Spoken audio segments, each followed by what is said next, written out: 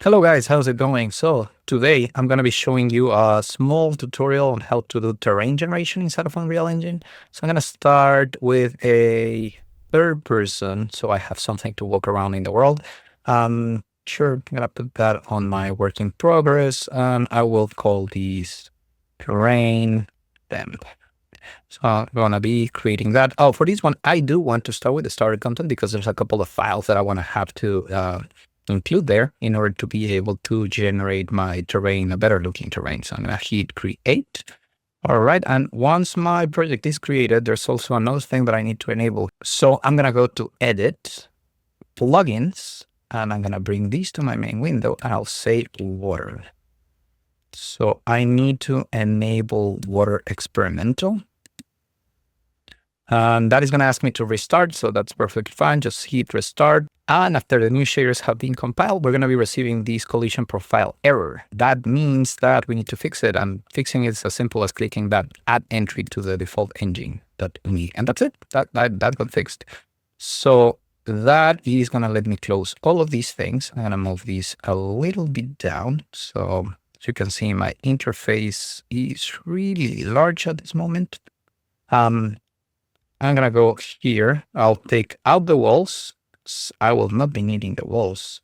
And then I'm going to change the selection mode into landscape. So that is going to let me create the world. Now, notice where these lines are currently located. They're going to be right on top of the terrain that was generating on this project. And that's bad because the character is going to fall into the ground. So I'm just going to be pushing it down a little bit below this platform. That should be good to go.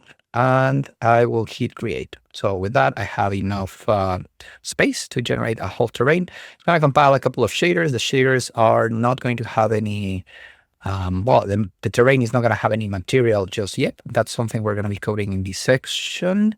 But we need to wait for the compiler to finish with these shaders. All right, so after it's done, what I will have is this platform that has all of this terrain to the side. So if you're familiar with any sculpting software, it's basically going to be the same thing. I'm going to be sculpting this terrain. There's a couple of things that I can do here. I'm just going to be elevating some of the terrain. There are some things that I will be changing in the terrain, so I'm not going to get too specific on how I do manage to modify the terrain. I'm just going to be doing some reliefs over here and whatnot. But yeah, I am not doing any foliage just yet because without the water that I'm going to be adding in a second, I wouldn't be able to, some of the foliage might be floating in water and that's going to look super weird. So once I have that already painted, it's a matter of generating the texture. But before I do generate the texture, I want to add the water. So here I'm going to be clicking on that. And I will look for all, and then I will say water. So with that, I can add a bunch of water systems. I'm going to be using let's do a lake. I'm going to grab that lake and I'm going to put it right over here. Now, if I did this right, once it finished compiling this, it is going to modify the mass that I have. So it's preparing some of the shaders and it's going to be pushing that down. So let's wait for that to finish compiling. There you go. So the water is super high at this spot.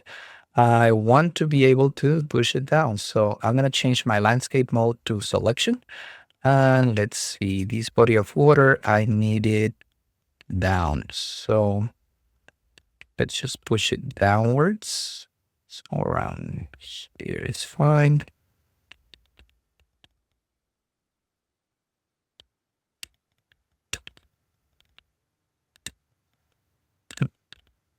I will have to control some of the points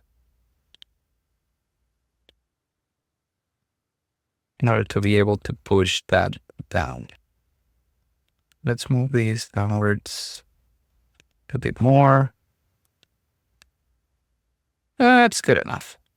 All right. So if I was to run my thing right now, you will see that I have water. It is at the level that the terrain is, but I'm also going to be able to walk on the water because right now this thing is not preventing me from going in. And then the waters, as you can see, are really just for viewing purposes. This is basically a plane. So I want to be able to get into the water. So the water is not gonna have any colliders, and I can go inside of the terrain that is in the water. So I'm gonna select that thing, and I will need to change the colliders. So I'm gonna go into my collision presets.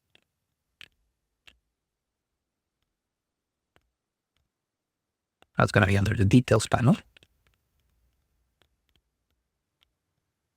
And then I'm gonna be replacing this with overlap. So everything.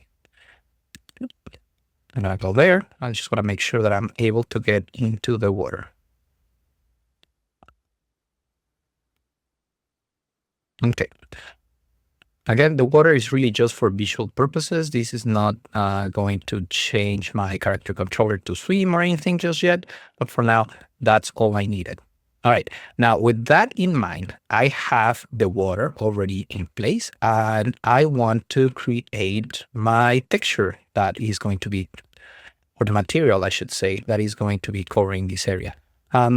So for that, I will go make a new folder. I'm going to be calling this my IGME folder. Inside of that folder, I'm going to be creating a new one, IGME 317, or whatever your class is.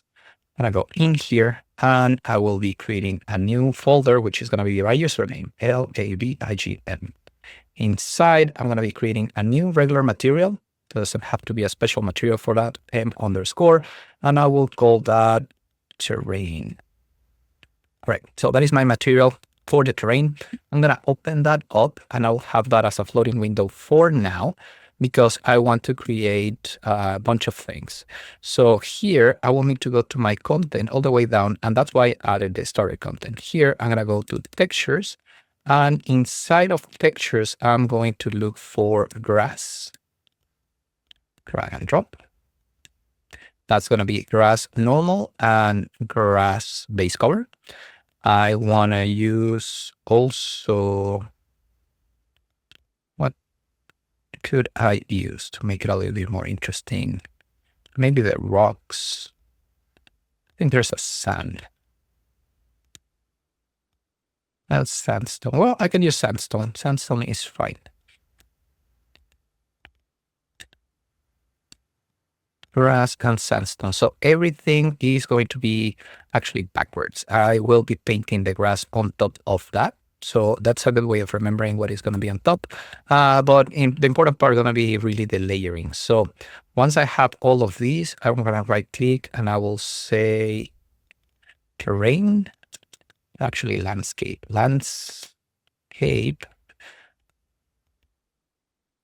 layer blend. So right now, this is the thing that is going to let me connect to the base color. So I'm going to be selecting both of these. So this is going to be up here. This is going to be down here.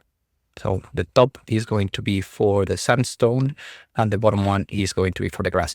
But this doesn't have any way of inputting my information just yet. I need to add arrays on my elements. So here I will say this one is going to be the sandstone. And I'm going to add another one. This one is going to be layer 1, and this is going to be grass. And I can be as specific as I want. Right now, I just have the 2. And I'm going to connect this thing here and this thing here. I'm going to copy these. I'm going to duplicate it. So it has exactly the same names. My recommendation is you do that once you are done with selecting how many you want. So you can just duplicate once. And then this guy is going to get connected to normal. I will be modifying metallic and specular. So for specular, I can make a new node. I can just actually hold 1 and click. And then the specular is going to be 0. That's something I can control with variables later if I want to. But for now, I'm just going to make them both here. Actually, it's not specular. I meant to connect it to roughness, not specular. For roughness, it needs to be 1 because I want it to be super rough. So both of them are connected. There's going to be a lot of repetition, so that's something I need to do with my normals. I'm going to move these here to the top, and now it's a matter of applying this material over here to this terrain. So for that, making sure I'm in selection mode, I'm going to go to the landscape, to the very top of the landscape. It's right here. And I will grab this terrain and I need to put it as part of the landscape. So that is going to be under all. I just need to drag and drop into landscape material. So that's going to make that connection.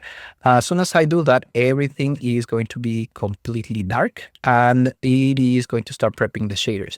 Now, the problem is that this is a layer material and I have not yet defined what layers I'm going to be using on this thing.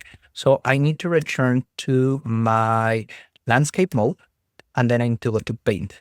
Now over here, what I need to do is start adding the respective layers to my object. So the way that Unreal Engine 5.5 is doing it is over here, I'm going to have the information on the layer. I need to go to the paint tab under the landscape mode. And here it is going to ask me, hey, you don't have any layers. You want me to create the layers for you? And you should say yes. But here, what you're going to be doing is create these. And that is going to let you create the layers from the assigned material. So whatever layers you already created in the material are going to be there. Now with that, I will be able to paint on the layers. But for this reason, I need to create the layer info for both of them. So weighted plate layer normal, he's going to say, where do you want me to save this thing? You will normally save it in the same place that you have your level. I haven't saved the level yet, but it's going to be here on this thing. And the same goes for the other ones. So create layer info. It's already created in the same place. So I can start painting on top of the other one, right? So the default is going to be, everything is going to be that sandstone. Do not fear that this is going to turn into a weird color. This is the repetition that we're going to be fixing in a second. But the general idea here is that the same way that you painted the layers, you're going to be painting your grass.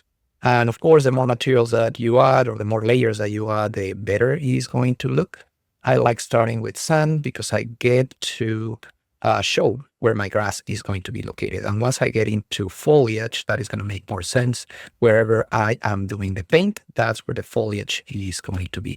I don't need to paint like the whole thing over, but it's good practice to say where your foliage is going to be before you start painting it. So that's a super rough way of putting it. But once I do this, I should be able to go inside of here and see the transition that I have between limestone and the other one. But again, the repetition is pretty rough over there. So I need to stop this. And for that, I will need to go to my terrain. I will be looking for my landscape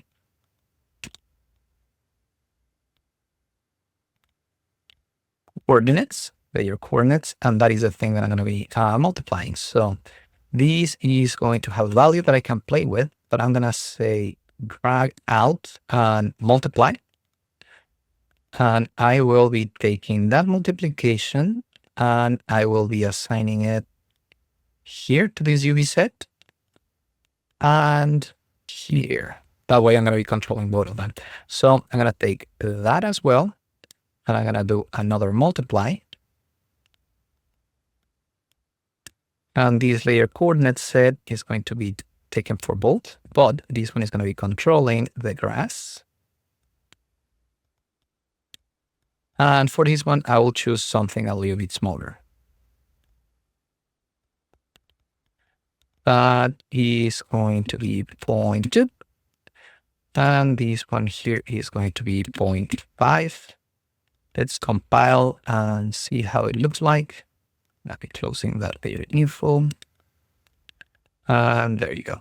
So then you get to see that it's a little bit different, right? So it has the repetition there, but it's not the same as we had it a second ago. So probably this is still too rough. I will take a look at this value and I'll say something like 0.25. Save it and then see it over here. There you go. That's better looking box. If I had something like real sand instead of just sandstone, this is going to look a lot better. But it is breaking up the grass and the sand. So I have the two of them. And I should be able to move around in my world. And I should be able to push these objects inside. Okay, so there's a couple of things that are missing. And the most important one is to bring a little bit more life into the world. I will be adding some foliage now. So I'm going to change my mode from landscape to foliage. And inside of the foliage is just going to say, drop your foliage over here. There are a couple of things that I have available in my starter content. So I'm going to go all the way down to starter content. And I'm going to look for my props. So under props, there are going to be a couple of bushes. I'm just going to drag and drop the bush over here. He's going to say, where do you want to save me the foliage type? I would recommend not saving it here in the default starter content files. Just do that on your own folder location. So over here, so it transfers over, and I'll say save. And with that, I should be able to just start painting my foliage. And painting it, it's as simple as drag and dropping. It is going to start compiling some shaders. There are some settings that I can tweak over here. And that is going to basically let me change the size of the brush if I want to do it like super rough. And then the density and whatnot, see, that's less clicks. But you don't have that fine control over what it is required. So just going to be adding a couple of these. Now you will notice that one thing that is important for foliage is that it is not going to prevent me from walking in the foliage. Even though this foliage in theory has colliders, it is not going to prevent me from going inside of this area. Because of that, the foliage is meant to really just be ornamental, decorative, or things like that. So I won't be able to use it that way unless I change some settings. So I want to do that now with my rock, which doesn't really have a way of showing information. I don't know why the preview for the rock is missing, but it just appeared. And now if I want to select the rock and I start painting, that is going to come up with the bushes as well. So what I have to do is disable the bush here, and then I can start painting. Now, again, this is more for decoration than anything, decorative purposes, but I would like to have them prevent me going into them. And the easiest way to do that is, let me undo that, is selecting here and saying that there's going to be collision. The problem with the rocks that you have included in here is that they don't have a default collider. So I will enable that. I'll open this collider, and then over here, I will say, hey, what is the collision? Just add a basic 18 DOF and save it. It's super important that you save it. If you don't save it, when you apply the collider, it's not going to work. So here, the foliage is going to have block all. And probably the density, I want to put that as some low value. Let's say 5. See what I get out of it. Yeah, a couple of rocks here and there. And let's see if these rocks already have the collider enabled. There you go. So I should be able to just step into the rocks, or step onto the rocks, I should say. So I'm not able to go into them. And I should be able to stand on them and things. Right, look at that. Collider is not perfect, but there you go. So that is my collider for the rocks. For exercises like the foliage, you are done for the terrain as well. But let's take a look at the last thing that I wanted to add here onto the water. And that is going to be a little bit more of a flare. So I'm going to take a regular chair that I have over here, and I'm going to make it into a blueprint. So I'm going to create a blueprint class. It's going to be a regular actor, and this is going to be a VP chair. Now, when I open the chair, I will add an existing static mesh, and that static mesh is going to be a chair. So there you go. I have a chair. And it's super important for the next step that you take this static mesh. You can rename it if it makes more sense. I will just call that chair. And what you want to do is left click and drag into the scene root. So it's already one of the scenes. Now, this is basically Now, also, I'm missing to simulate the physics, so otherwise it's also not gonna work. This is just a basic chair that I created into a blueprint, right? So if I just drag and drop it, make sure that it's not inside of the water to begin with. And I am in foliage, so let's just change that to selection, grab this thing, and then just put it over here. Should be able to see it falling into the water. But this is basically just a chair, right? So what I want to be able to do is take a look at the chair and have it floating on top of the water. Okay. For that, I'm actually going to do two things. So I want to be able to see it. I'm going to take my player start and I will rotate it 90 degrees right at the very beginning. And then I'm going to get it closer to the water. So I get to see it when the water and the chair is falling. Perfect. And then the next thing is actually modify this blueprint in such a way that it's going to let me react to the water. So I'm going to right click on that. Actually, I just need to double click it if I had it closed. But over here, I'm going to say add buoyancy. So I'm adding a buoyant component to the thing. Now, the buoyant component is going to act as just anchor points, points that are not going to be able to go into the water. And if they're in water, they're going to be repelled up to the surface. So for that, the buoyancy data, if I expand that, is going to have these pontoons. Interesting word. If I click on here, I'm going to add an element. And the issue is I have to figure out where these values are going to be located. So that's super hard to do. And so what I'm going to do is select the chair and I hit add. And then I'm just going to look for an arrow. That is going to be something that I can see in here, but it's not going to be shown in game. So I will go look for this arrow. And I'm just going to put it, let's say, here on the front. And that is going to be at this location. So I'm just going to copy the value. Then I'm going to go to my buoyancy and I'm going to go to my relative location inside of the first pontoon. And I'm going to select that. I'm going to say paste. So that is going to copy the first value. Next is going to be add an additional one. So I want to do a couple of these guys. I'm going to do another arrow, Control D to duplicate. I put it here in the back, but to the side. So something right here.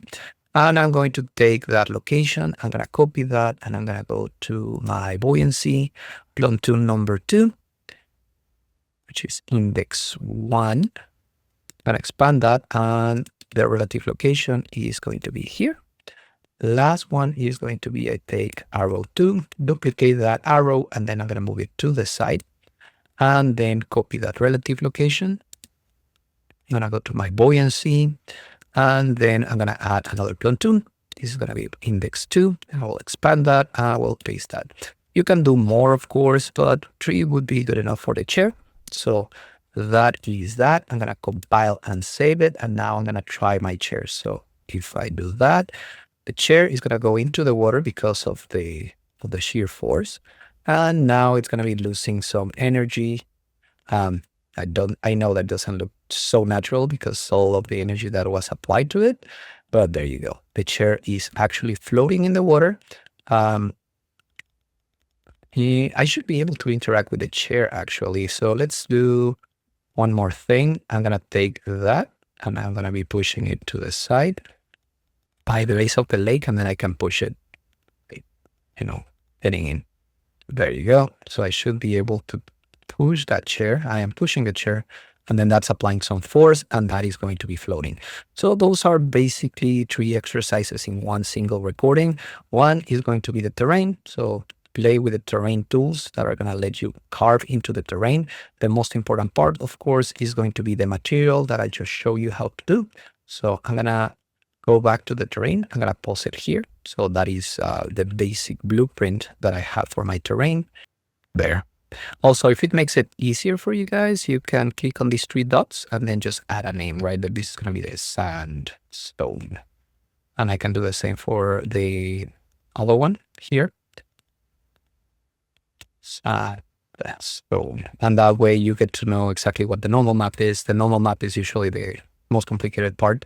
And there's a lot of different foliage system that I can apply. So that's going to be for the second exercise. So the important part for the second exercise, the foliage, is that it has a collider if you decide to include that. And then for the water is basically enabling the plugin and making sure that you have platoon points on a thing so you can start pushing that chair around.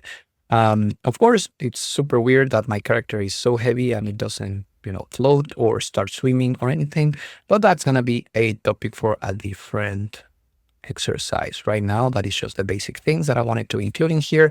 You can go crazy with the level of layers that you apply onto your terrain. You can modify this with a better texture. Like, again, this is sandstone, not entirely just sand that I could apply to my base terrain. And of course, this grass is not beautiful. It's actually pretty shiny. I can modify the shiny part of the grass with a different part of the controller. But the general idea is that it is going to give you some base so you can start painting some foliage. And of course, I will just use a better looking texture. But that is going to be it for this video. Let me know if you have any questions. Like and subscribe. Talk to you later.